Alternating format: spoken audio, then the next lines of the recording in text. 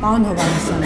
դուք այսօր ազգային ժողովի ամբիոնից ծանրագույն մեղադրանք են քչեցել մեր լրատվամիջոցի հասցեին։ Միասին այս պահին գնում ենք ազգային անվտանգության, ինչի՞ չեք մեկնաբանում։ Գնում ենք ազգային անվտանգության ծառայություն կամ գլխավոր դատախազություն։ Հենց այս պահին ինձ հետ միասին դուք պետք է ապացուցեք։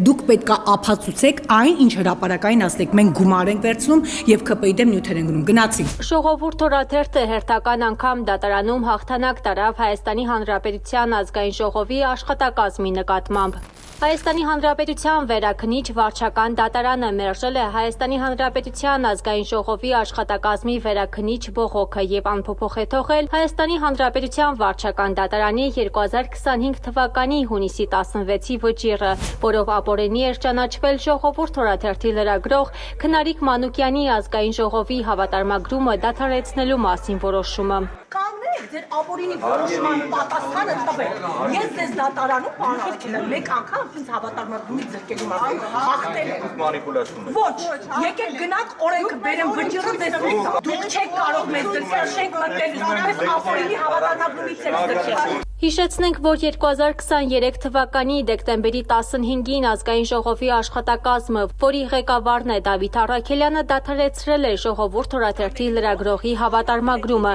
փաստացի խոչընդոտելով խորհրդարանական գործունեության լուսաբանումը։ Այդ որոշումը մեր լրագրողը վիճարկել էր դատարանում, պահանջելով այն ճանաչել ոչ իրավաչափ։ Նախ վարչական դատարանը, իսկ այժմ արդեն նաև վերաքննիչ վարչական դատարանը հաստատել են, որ ազգային ժողովի աշխատակազմի որոշումը չի համապատասխանում օրենքի պահանջներին։ Այսպիսով երկրորդ դատական ատյանն էլ արձանագրեց, որ լրագրողի հավատարմագրումը դադարեցնելու որոշումը ապօրինի է եղել։ Փաստացի դատարանները հերթով մերժում են ազգային ժողովի աշխատակազմի ղեկավար Դավիթ Առաքելյանի դիրքորոշումը, արձանագրելով լրագրողի մասնագիտական գործունեության նկատմամբ կիրառված սահմանափակման անհիմը լինելը։ Հատկանշական է, որ խոսքը վերաբերում է մի որոշման, որը կայացվել էր այն ժամանակ, երբ ազգային ժողովի ղեկավարությունը Ալեն Սիմոնյանի գլխավորությամբ կոշտ պայքար էր սկսել իրենց համար անհարմար հարցեր բարձրացնող եւ խորհրդարանի աշխատանքը քննադատաբար լուսաբանող լրագրողների դեմ։ Վերաքննիչ դատարանի որոշմամբ ազգային ժողովի աշխատակազմի բողոքը մերժվել է ամբողջությամբ,